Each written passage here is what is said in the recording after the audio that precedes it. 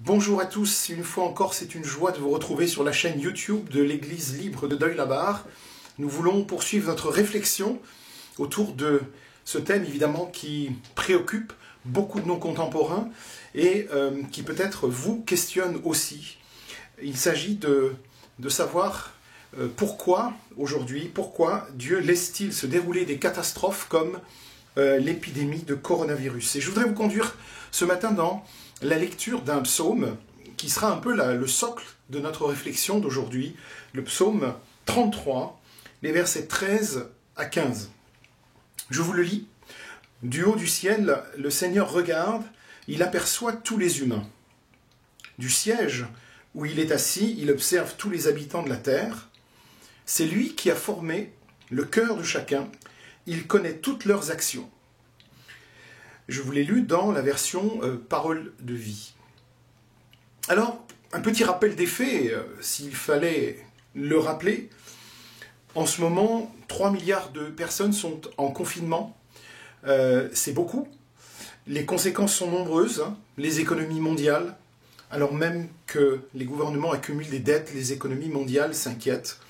Et c'est absolument sans précédent. On voit que tous les gouvernants, toutes les sociétés essaient de sauver l'économie, de sauver aussi les personnes qui sont touchées par ce virus. Et on voit combien les hôpitaux sont remplis comme jamais auparavant dans l'histoire. Nous n'avons eu autant de personnes admises dans les urgences et en urgence absolue. Beaucoup d'experts aussi pensent que le monde est entré en récession. Alors évidemment, tout cela génère beaucoup d'inquiétudes. Tout cela génère en nous des sentiments très partagés. Et nul, d'ailleurs, ne sait comment tout cela va se terminer. Il y a une grande question sur l'après, sur ce qui va se passer après. Il y a un mal qui pourrait être bien plus grand que l'épidémie de coronavirus. Et ce mal, c'est le fait que l'humanité, en fait, est aux prises avec une pandémie mondiale encore plus dévastatrice que le coronavirus. Quelle est-elle, cette pandémie? Quel est ce risque? Eh bien, cette maladie de coronavirus, ce virus a déclenché une contagion de peur, une contagion d'émotions et parfois irrationnelle, au point que même les pompiers et le personnel médical sont méprisés et même parfois agressés.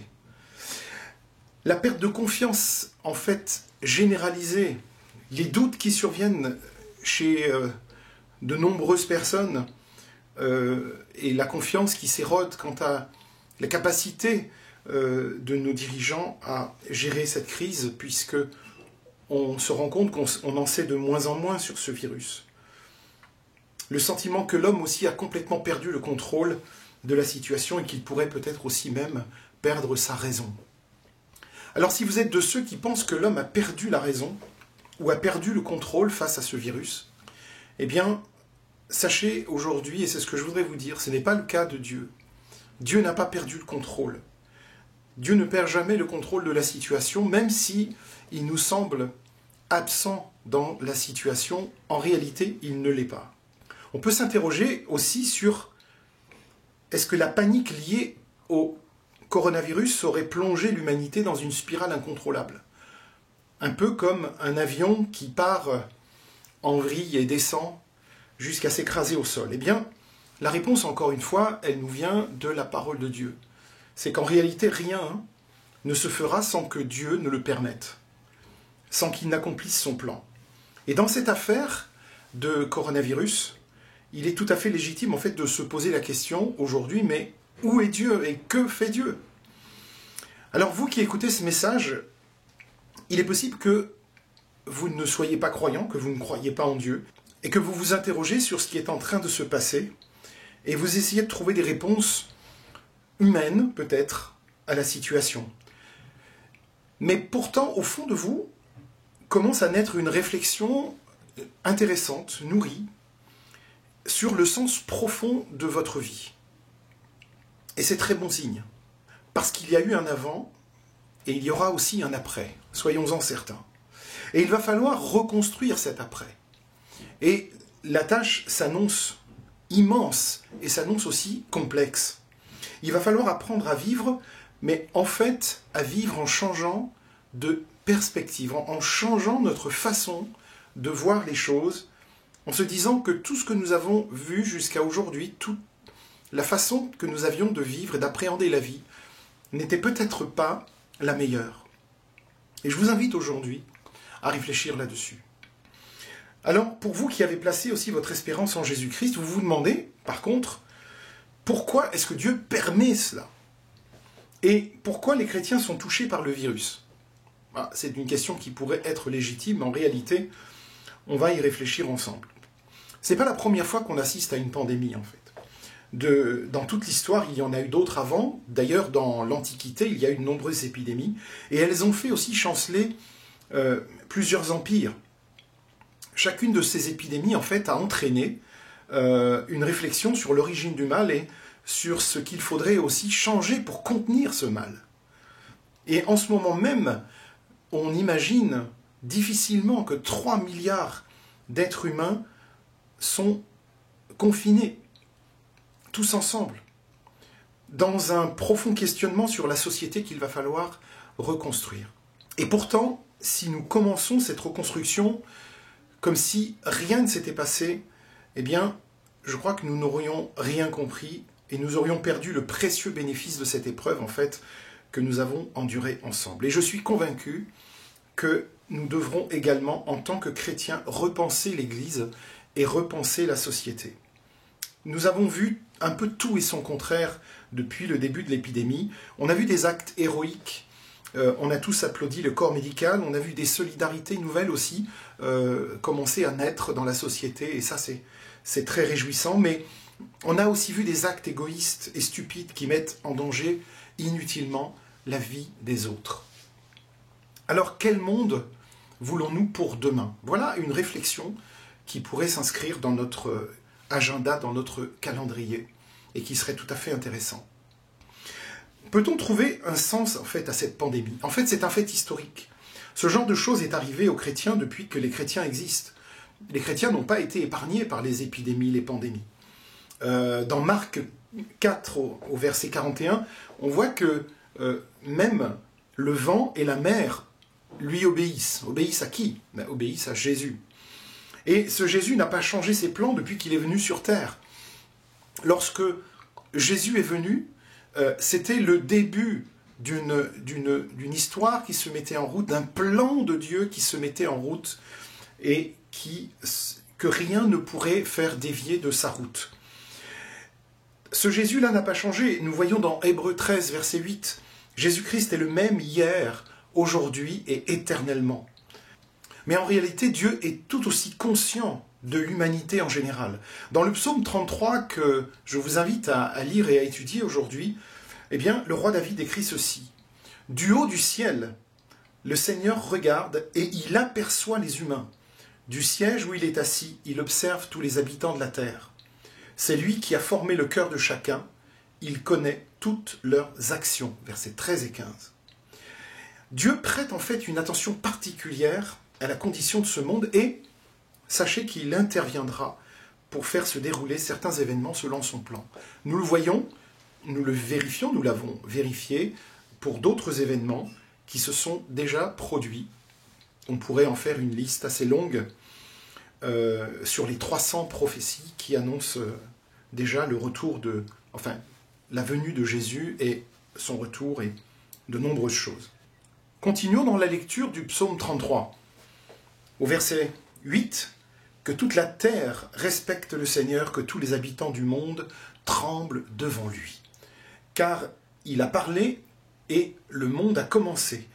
Il a commandé et cela est arrivé. » Donc le Seigneur défait les plans des peuples et il détruit tous leurs projets. Au verset 11, « Le plan du Seigneur existe pour toujours. Les projets de son cœur sont valables de génération en génération. » Ce n'est pas du tout comme cela, en réalité, que la plupart des gens imaginent Dieu. La plupart des gens voient un Dieu comme un Dieu distant, détaché, indifférent à la souffrance humaine, un Dieu qui s'intéresse en fait très peu à l'humanité. Et malheureusement, les hommes ignorent la présence de Dieu dans les événements mondiaux. Oh, si les événements mondiaux se passent, c'est parce que les hommes l'ont voulu. Oui, d'une certaine façon. Mais est-ce que vous pensez réellement que Dieu est indifférent à ces événements qui se produisent dans le monde, dans toute l'histoire? Même si la Bible dit clairement, Dieu voit toute l'humanité et regarde tous ceux qui vivent sur la terre et déjoue les plans des nations et contrecarre les objectifs des peuples. Alors beaucoup se posent la question aujourd'hui, en ce moment. Mais alors donc, où est Dieu en ce moment? Et parfois même pourraient poser la question, et ils auraient raison, mais où est ton Dieu? Moi je veux bien leur expliquer comment je vis les choses. Et puis, pourquoi n'a-t-il pas sauvé l'humanité du coronavirus? En fait, Dieu permet, et nous l'avons vu la dernière fois, Dieu permet au coronavirus de corriger en fait nos actions, de corriger nos péchés. Dieu ne prend aucun plaisir à la souffrance, ça c'est très important de se le dire et le redire. Son désir en fait, c'est que les crises génèrent en nous une certaine humilité, nous permettent de retrouver l'humilité, que cela nous pousse à reconnaître nos péchés et à changer de comportement. L'apôtre Pierre écrit dans 2 Pierre 3, verset 9, « Le Seigneur va bientôt accomplir sa promesse, pourtant certains disent qu'il est en retard. En fait, il est patient avec nous, il ne veut pas que certains meurent pour toujours, mais il veut que tous arrivent à changer leur vie. » Très intéressant, n'est-ce pas? Dieu est-il désintéressé du coronavirus et des conséquences pour l'humanité? Et nous savons quelles sont nombreuses les conséquences. Bien au contraire, en fait, je suis certain que Dieu suit attentivement cette crise et son impact sur le monde au niveau national, au niveau mondial, et je suis persuadé qu'il est très conscient de la situation et qu'il y prête garde. En fait, Jésus a toute connaissance et toute autorité sur les forces naturelles et sur les forces surnaturelles. Il sait exactement où le virus a commencé et il sait exactement où il va se terminer et comment cela va se terminer. Il a le pouvoir complet de le restreindre ou non. Il pourrait très bien le stopper d'un seul coup. Le plan du Seigneur existe pour toujours, les projets de son cœur sont valables de génération en génération, nous rappelle le psaume 33 au verset 11. Alors que Job était au plus mal, il a parlé à Dieu dans un moment de profonde repentance. Il réfléchissait sur sa vie, il était dans un moment vraiment extrêmement douloureux. Et voilà ce qu'il dit à Dieu. « Tout est possible pour toi, je le sais, tu peux faire tout ce que tu veux. » Job 42 au verset 2. La question n'est donc pas de savoir si Jésus est au contrôle des catastrophes, des maladies de ce monde, parce qu'il est au contrôle. La question est plutôt d'essayer de comprendre ces événements à la lumière des Écritures. Nous aurions vraiment intérêt à le faire parce que nous pourrions découvrir de grandes richesses en étudiant tous ces événements à la lumière des Écritures. Alors, est-ce que nous pouvons donner un sens à tout ce qui se passe, à tout ce qui arrive? La première chose que nous pourrions faire, c'est de prendre conscience que tout est fragile. Et je crois que vous et moi, nous avons plus que jamais conscience que tout est très fragile. Le péché est entré dans le monde par Adam et Ève. Les chrétiens, même sauvés par grâce et par la grâce de Dieu, n'échappent pas à cette corruption physique et à la mort. C'est ce que Paul nous rappelle dans Romains 8, versets 20 à 23, car la création a été soumise au pouvoir de la fragilité, et cela ne s'est pas produit de son gré, mais à cause de celui qui l'y a soumise, il lui a toutefois donné une espérance. C'est que la création elle-même sera délivrée de la puissance de corruption qui l'a servi pour accéder à la liberté que les enfants de Dieu connaîtront dans la gloire. La différence pour les chrétiens qui ont confiance et qui ont placé leur confiance en Jésus-Christ, c'est que notre expérience de cette corruption n'est pas une condamnation. Romains 8, verset 1 nous dit « Il n'y a donc maintenant aucune condamnation pour ceux qui sont en Jésus-Christ. » Donc la douleur pour nous et la difficulté du moment dans cette épreuve-là est plutôt comme purifiante plutôt que punitive. Dieu ne nous a pas destinés à la colère. 1 Thessaloniciens 5, verset 9. Nous mourrons de maladie en fait comme tous les hommes, pas à cause d'un péché particulier. Nous mourrons de maladie comme tout le monde à cause de la chute en fait. Et pour ceux qui sont en Christ, l'aiguillon de la mort a été retiré. C'est-à-dire que la mort n'est pas amère. Je vous invite à relire 1 Corinthiens 15, verset 55. Donc oui, la mort est là, mais son amertume a été retirée. La peur qui nous reliait à cette mort a été retirée, non pas que nous n'ayons pas peur, bien sûr, c'est toujours quelque chose de vertigineux que de penser qu'un jour nous partirons. Mais il n'y a plus cette douleur de l'amertume liée à la mort.